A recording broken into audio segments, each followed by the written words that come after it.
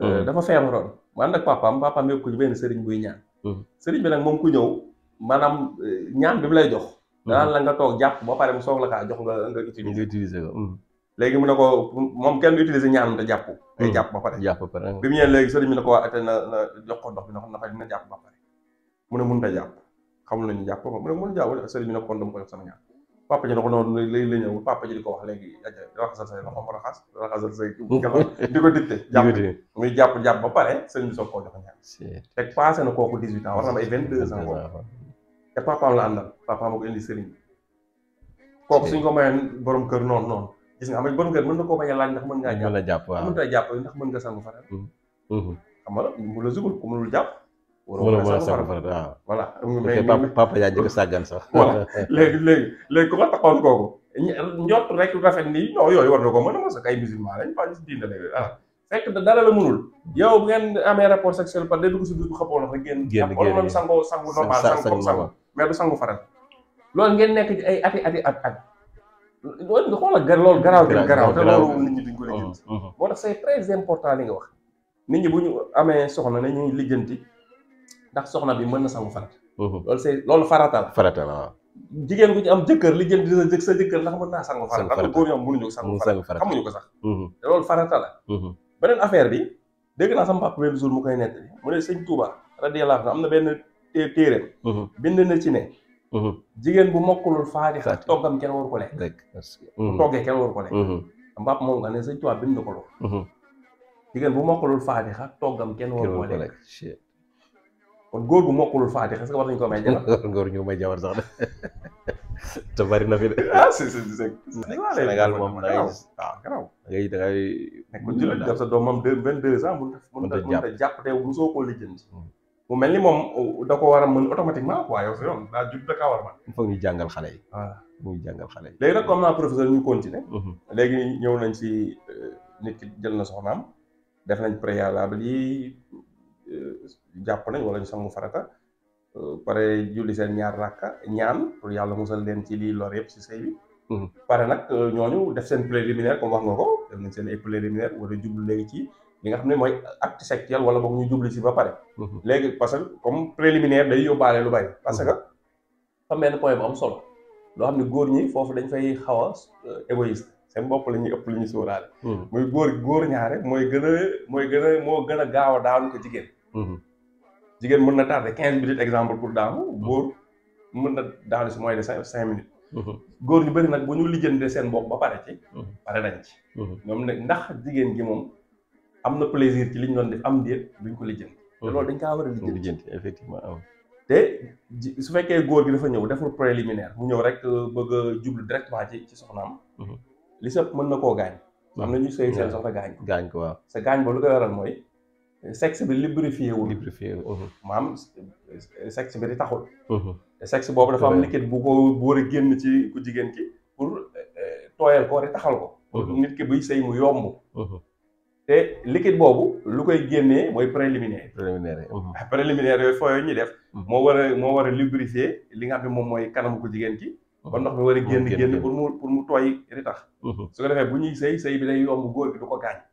loolu nag xam nga loolu ci bu lépp chaîne la quoi boo amee loo ci romb defoo ko normal rek day feeñ après su ko defee benn incident du am ba pare tamit day yombal tamit ku jigéen ki mu gis si boppam ci sëy parce que day fekk yaram yi ci war a yeewu yëpp ci yëg-yëg yeewu na bëgg na su fekkee yooyu ñi ngi nelaw yow mun di góor gi mën na sëy moom ba pare góor gi moom am na satisfaction mais jigéen ñi amul satisfaction te loolu après day poser problème waaw loolu daal bëggoon naa détail yooyu dama nga ñëw ci pour nit ñi gën ci bàyyi xel quoi xam nga Pape li ëpp ci sëy mooy la communication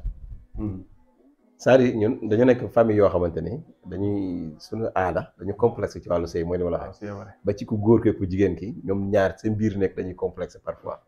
c'est-à-dire dañu war di waxante c'est-à-dire xam nga mooy bi émission bi defoon ci fan yee passé ci virginité bi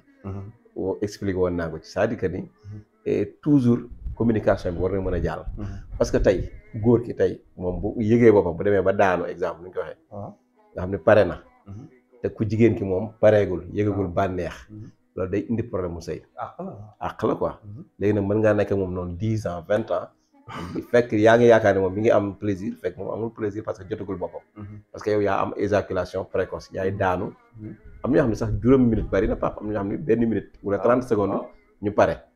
léegi bu ko defee nag ku jigéen ki commencé gul yow nga pare. te soo paree rek pare nga xam nga moom boo daanoo doo lu bëri doo ko mën. nelaw rek ngay dem di def ba moytu. te fekk kee moom commencé gul. comprendre yëgul boppam. loolu boo ko defee ay ati at yaa ngi jàpp ni yéen a ngi sëy fekk sëyu leen. parce que moom gisu ci yëgul bànneex. léegi moom mooy ku jigéen ki dafa war a daano exemple. léegi boo jëmee nag ba sentir ni ku jigéen ki daano na foofu nag da nga xamee ne moom am na plaisir. comprendre noonu lay demee nag léegi bu ko defee nag. loolu préliminaire yooyu nga wax da ciy joué. avant ñoom ñuy def seeni rapport. dëgg la waaw loolu dafa mat a bàyyi xel daal. mën waaw parce que góor ñu bëri loolu duñ ko xam. te fekk day indi ay jafe-jafe ci sëy yi. parce que bëri na des fois nit ki di mer fekk na la muy mer moom doo xam sax lan lay. du xam lan la waaw fekk na lu nekk ci yaramam lu waroon a atteindre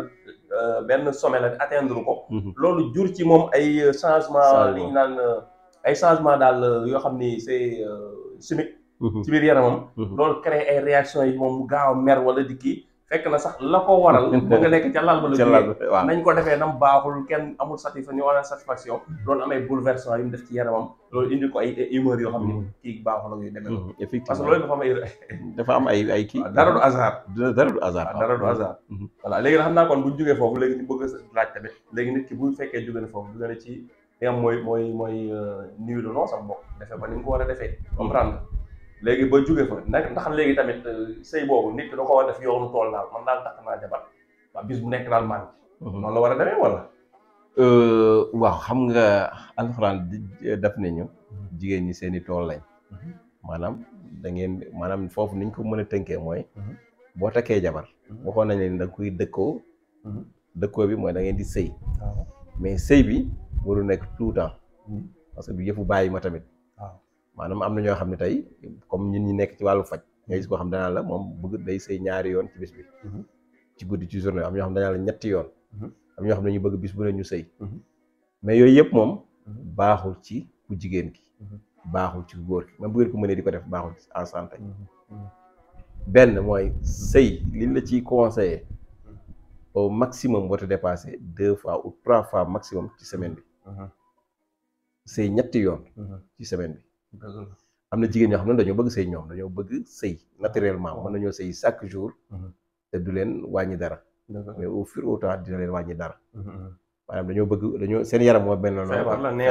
noonu lay mel waaw am na góor ñoo xam tamit noonu la ñu mel dañuy bëgg di sëy ñaari yoon sax ci guddi gi chaque jour mais mag ñi daan ñu wax ni kuy def bis bu ne nga sangu bu yàggee ñu sang la dëgg la c'est vrai maanaam te du yàgg waaw maanaam bis bu ne nga sangu mooy bis bu ne nga sëy sangu farata léegi ñu sang la mooy léegi nga nekk néew ñu dem sang la nga sóoli la nga dee parce que tamit sperme bi ngay éjaculer di génn chaque jour et sperme boobu am nañu calculer ni exemple boo ko doon calculer dina egg ci ay 40 nangam 49 comme 45 gouttes de sang yoo xam ni mooy génn ci yow exemple benn éjaculation boo des ñu ngi ko à peu près ci 40 gouttes de sang yoo xam ne mooy génn sa yaram 40 gouttes de sang yooyu boo ko multiplié par chaque jour muy génn bu yàggee da ngay dem ba deret ji day deen ci yow donc bu ko defee nag da ngay mujj faatu rek ngay def donc sëy bu bari baaxul si ku góor ki donc da koy indil gaaw a feebar gaaw a dee ak feebar yu bari mais tamit baaxul ci jigéen ki parce que dina dem ba nga xamante ni mën a toll moom fu mu tooy sërëm di tooy mu toll sërëm di tooy loolu tamit baaxul ci te am na góor ñoo xam ne dañuy forcer seen jabar yi chaque jour dañuy sëy ñoom donc nag charia nag may na la sëy du guddi rek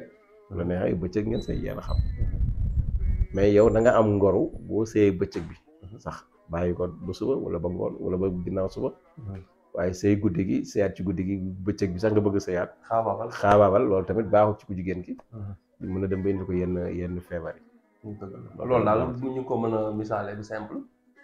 tabaski bi ñu lañ génne bu yàggul yàpp tabaski bi dagan mais est-ce que tax na kenn ku ne jël sa xar lekk ko ba mu jeex noonu yow jeex waaw jël sa xar lakk ko lekk ko yow doom ba mu jeex tàgg yaakaar naa hôpital ngay mujjee waaw voilà dagan na waaye da ngay mos di bàyyi bu subaa nga mosaat ginnaaw suba nga def muusal ginnaaw wàcc suba nga def ci saaf noonu lay demee nga defar nànk-nànk dul dina la jëriñ te du la lor sëy bi tam noonu la même chose nit ki da ciy dem ak modération voilà di ko def mais di noppal sa yaram waaw di def di noppal sa yaram loolu c'est très important parce que li nga wax noonu dafa am solo si ñu bàyyi xel yi maanaam sperme muy man niyu deret la xam loolu c'est très important li nga wax noonu yaa ngi ne comme ñaata xaw ma gudd saa nga wax moom mooy génn à peu près voilà deret la te nekkul tamit daa am benn mbuus bu nekk ci biir nit wala dara loo xam ni sperme daa ñëw daa benn mbuusu ndoxu sperme bu toog foofu rek am nit bu amee rapport mu génn déedéet sperme tagawul fenn ci yaram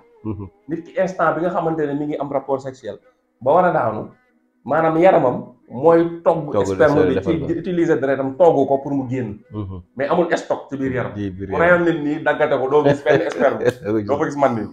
kon nit ki bi muy sëy la ko yaram bi fabriqué ci saa si usine bi da ko defar lii ci saa si génnee ko te ci lan la ko utiliser pour defar ko deret di la utiliser pour defar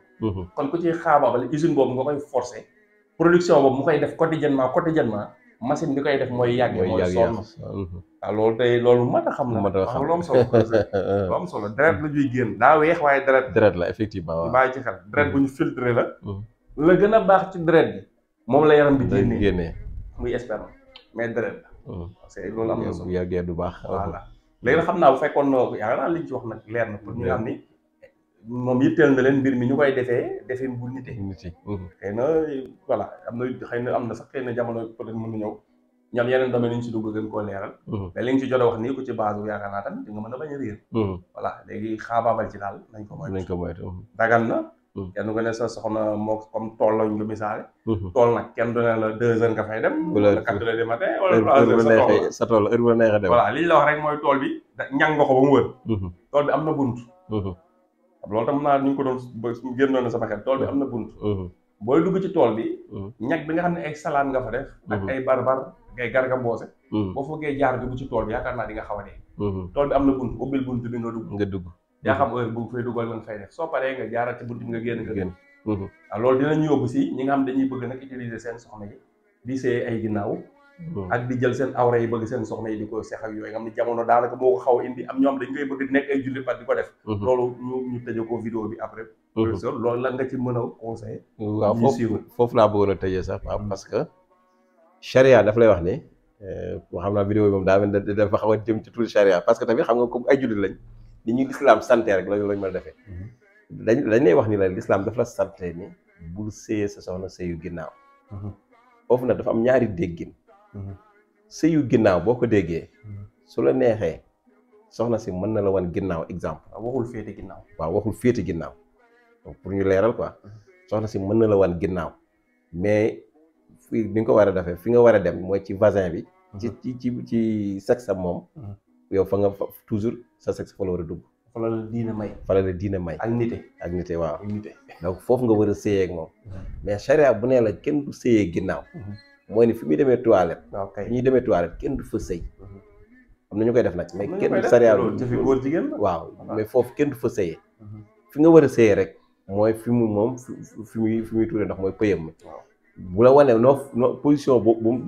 kii nag dagan na position bu boo ko defee moom dagan na maanaam mooy mu wan la ginnaaw mais yow it dugal foofu la war a dugg rek mais boo fekkee nag donc fa muy demee ginnaaw kër foofu nga dugal sa awra loolu moom dafa araam loolu la ñuy wax ni loolu la ñu tuddee kenn du sëy sa soxna sëyu ginnaaw foofu loolu ko waxee mooy ci anus bi daal mooy solo mi lañ jàpp ci waaw kay mu ngi noonu foofu kenn du fa sëyee tamit yooyu baax na leer jar na leeral daal dëgg la te borom ñaari tur yi ñoo koy gën a ñoo koy def quoi voilà dafa rabe non safurla maa ngi tooñ rab yi sax yaakaar naa benn rab bi nag moo ko ci def muy dàngi ni quoi yaakaar naa ñoom ñooy def xeet yooyu mais yeneen yi si des xar yeeg nag yeeg yi ñoom duñ def loolu waaw mais dàngi ni sa courant am na benn kii bu ma sa lii boobu dégg naa à part ñi borom ñaari tur yi dàngi ni sa courant ñoo koy def ci rab yi loolu laa ma sànko lire fenn yaakaar naa xaw ma nag say avéré wala loolu xam nga loolu dafa am solo parce que tamit dañuy bañ a fàtte ni ñun duñu ay rab ay nit lañ souvent nag dafa am nit ñoo xam ni dañuy fàtte ni ay nit lañ dem di def loo xam ni maanaam rab yi sax seexlu nañ koo def beneen affaire tam ci li nga wax sànq tamit maanaam nit ki féete ginnaaw féete kanam bi moom nekkul moo am importance. waaw kay waaw mais mu foofu bañ laa a xeex seey ci ginnaaw ginnaaw mu gi bañ a waaw. seey fi nit ki di demee toile waaw mu seey ci kanam waaye tamit ci position yi tam position yi xam nga yëpp dagan na waaye nekkul lu dagan rek nga jël nga jël waaw kay. du lu dagan nga jël par exemple tey góor gi jaaxaan soxnaam féete ko kaw ba pare mu bëgg di seey mu seey ak soxnaam ci koo xamante ni yow daa war a am lu génn si yow di dem ci moom fi mu war a dem féete kaw yow mi war a génnee nga féete suuf loolu koy amul logique logique bépp robinet boo mënti gis si logique robinet bi mooy robinet bi moo war a féete kaw di xel mu jëm suuf kon soxna si toujours moo war a féete suuf góor gi féete kaw loolu ci wàllum li nite te ànd ak wér-gu-yaram ci santé lay dugg xam naa loolu diñ ci mën a wax dara xam naa parce que góor gi jaaxaan di say question de temps la mais dina am jafe-jafe ci problème naq waaw dina ko am parce que dina am toujours ay retours yu mën a am te retours yooyu lu garaaw la boo xoolee sax G2 yi ñuy liggéey ci dëkk yeeg yooyu bu fekkee dañoo def robinet mu jaaxaan di sànni ndox muy dem ci kaw après ndox mi fu mu mujjee ñëwaat bu demee ba ci kaw day wataat ci suuf parce que loolu affaire gravité la quoi wala loolu xam naa tam boo ñu si mënee may dara ñuy jaaxaan bëgg seen soxna yi leen féete kaw te loolu am na ay conséquences ci santé waaw non conséquences yu énorme Pape c'est-à-dire mooy li nga wax rek c'est-à-dire que tey bu fekkente ne xam nga sëy lañ ci gën a yaakaar ci ginnaaw takk bi lañ ci gën a yaakaar mooy njaboot doom te njaboot doom gi fi muy gën a mën a amee mooy fi nga waxee position bi nga waxee mooy ku jigéen ci féete suuf góor ku féete kaw waaw parce que ku góor ki bi éjaculer sperme bi di ñëw dafa am nu muy demee parce que sperme bi boo gisee ni oyof na rek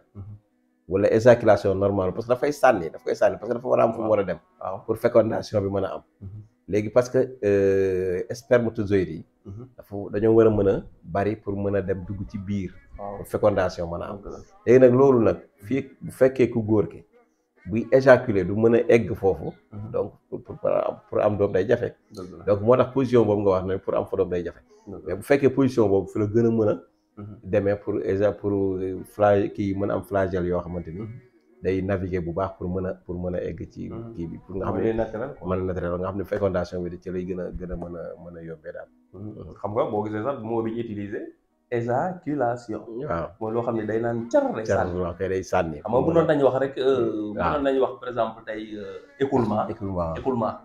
mais waxu xam nga écoulement mooy ndox muy génn rek wala mi ngi écoulé daal waaw génn ak génn bu yorom yooyu mais comme day sànni moo nañu wax éjaculation parce que baat bi luy sànni da koy sànni waxuñu luy génn mais luy sànni effectivement waaw loolu tam di nga affaire yi daal waxuñu ko par hasard quoi non du par hasard dañ ko di jàngale xam naa nag comme peut-être lu am solo du doy waaw mais nag il faut ñu dagg ko parce que déjà vidéo bi ñoo ngi 35 minutes waaw bari te gudd na xam naa professeur ñu bàyyi la nga tàggatoo du ñàkk peut-être xëy na semaine bi di ñëw ñu eggali ci ça dépend daal si yow d'accord wala après tam ñu wax ci yeneen thème si parce que comme feebar yi nga xam ne moo gën a sonal Sénégal yi am na ci yoo xam ni parce que yu bëri traité nga ci traité nañ ci waaw xëy na bu ñuy waxtaan ci ay feebar yu xaw raar moo dal ci ëpp léegi ci façon thème yi dañuy gën a ñëw dugg te yoo xam nit ñi dañ ko war a xam te mu des daal ci dëkk bi d'accord que plutôt que ci dañu wàññi daal feebar yi gën a yokk li nga xam dafa jëm ci wàllu nit ñi ni ñu war a dundee Pape comme li nga wax rek fi may tëjee mooy li nga wax sànq ci diggante jëkkëram ak jabar maa ngi dégg Serigne Cheikh muy wax ni nga foo ak sa jabar benn guddi foofu mooy bu ñu nee foo mooy xam ne li ñu bëgg a wax waaw ngeen foo yéen ñaar jaxasoo foo raayante bala ngeen a sëy ak yu demee noonu benn guddi mu ni boo ko defee am nga yoonu ku jihaad ku dee ci jihaad pour walla ni gis nga importance bi mu am léegi nag mu des foofu am na ñoo xamante ni bu ñu nekkee seen jabar dañuy wane gendarme maanaam dañuy guerrier quoi waaw affaire souplesse la waaw fekk affaire yi nekkul foofu quoi comprendre nga xaw a nekk allemand tuuti fekk yàgg sa jabar mooy loolu donc am na fa xam ne kersa waru foo mun a am ci diggante ñaari way dencante yi donc bu ko defee nag loolu jar na di xam dinañ ci ñëw comme xam nga ni dinañ ci yaakaar naa def ko ay vidéo am par point lay yoo xam ne ay par point dañu jël benn point rek nekk waaw incha allah pour gën a leeral d'accord donc bu ko defee nag loolu lañ ci doon indi rek di wax ne ñu ngi sant ñëpp di gërëm ñëpp di ñaan yàlla ñu fekk ko ay at tabaski yi ñu génn te at mu ñëw rek dàq mi des. Asalaamaaleykum wa rahmatullah. waaleykum salaam wa rahmatullah.